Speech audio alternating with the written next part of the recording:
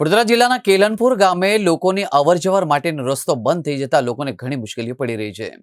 ત્યારે ગામના સરપંચ દ્વારા લેખિતમાં રજૂઆત કરવામાં આવી હતી અને જો આ બાબતે યોગ્ય નિરાકરણ નહીં આવે તો ગાંધી ચિંધ્યા માર્ગે આંદોલન કરવાની તેમણે ચીમકી પણ આપી હતી। કેલનપુર ગામના સરપંચ છત્રસિંહે કહ્યું કે હું મારા ગામમાં રેલવેના નાળાની રજૂઆત કરવા માટે આવ્યો હતો। અમારે ત્યાં જે નાળું બનાવ્યું છે તેમાં પુષ્કળ પાણી છે, ત્યાં પીએસસી સેન્ટર દવાખાનું પણ છે અને એની પાછળના 100 મકાનો આવેલા છે અને બાજુમાં ખેતી અને અન્ય અવરજવરનો પણ રસ્તો છે। તમામ રસ્તો હાલમાં બંધ થઈ ગયો છે। જ્યારે રેલવેના અધિકારીને અમે રજૂઆત કરી, જાતે આવ્યા, 4 ટ્રેક્ટર લગાવ્યા અને પાણીનો કોઈ પ્રશ્ન હલ થતો નથી। અમે અધિકારીને આ બાબતે રજૂઆત કરી છે કે બાજુમાં ફાટક છે એ ફાટક એમણે બંધ કરી દીધું છે। આ ફાટક બંધ કરી દીધું છે એનું કારણ હજી તો નાણાંનું કામ પૂર્ણ થયું નથી। પહેલાં જ બંધ કરી દીધું છે અને ફાટકમાં 3 રસ્તા છે જે એમને બંધ કર્યું છે અને ચેન પણ મારી દીધી છે, હાઇડ્રોલિક ચેન, અને બીજો 3 રસ્તા કર્યા। તો અમારા ગામવાળાની રજૂઆત એવી પણ છે કે પાણી ભરાઈ ગયું અને અમને કોઈ વાંધો નથી, પણ અમારે જે વૈકલ્પિક રસ્તો છે અને તમે 2 માણસો મૂકીને ચાલુ રાખો, પણ અમને એવું છે કે 370ની જાણે કલમ લગાવી દીધી હોય। ફાટક જ ખોલતા નથી અને મગનું નામ મરી ન પાડીને કશું બોલતા પણ નથી। એટલે અમે સાંસદને પણ આ બાબતે રજૂઆત કરી છે અને લોકો કાંઈ માનવા પણ તૈયાર નથી અને જોઈ રહ્યું કે હવે ગાંધી ચિંધ્યા માર્ગે આંદોલન પણ કરવાની નોબત આવશે।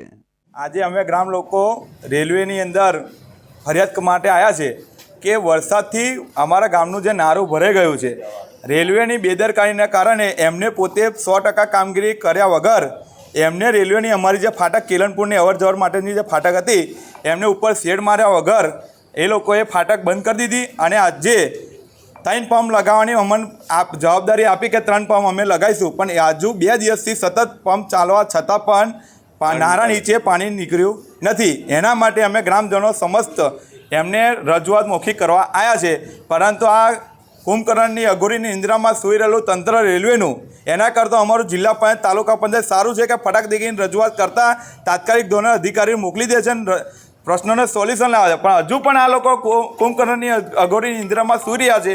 હજુ અમે આટલા બધા આવા છતાં પણ આ કાલે અમારા ગામના લોકો તઈ રેલવે ફાટક પર સૂઈ રહેલા એમની પોલીસ આવી, એમને અમે ગામના લોકોને અમે આગેવાનો સમજાવીને અમે ઘેર મોકલી દીધા કે અમને તમારો સચોટ પ્રશ્નોનો જવાબ અમે લેખિતમાં અમે આપીશું, છતાં પણ આ લોકોએ કોઈ રજૂઆત કોઈ વસ્તુ કરવા તૈયાર નથી અને લેખિતમાં હજુ આપ્યું નથી। લેખિતમાં અમને કોઈ પ્રકારનું લખાણ આપ્યું નથી અને અમારે ગામની અંદર અમારું સદનસીબ છે કે 10 દિવસથી અમારા ગામની અંદર કોઈ મરણ નથી થયું। જો મરણ થાય તો અમે અમારી લાશને અમારા ગામના કોઈ સ્વજન મરે તો અમે ક્યાં બારીએ? અમે ગામ લોકો નક્કી કર્યું છે કે કોઈ મરણ થાય તો રેલવે વાહીને અમે બારીશું।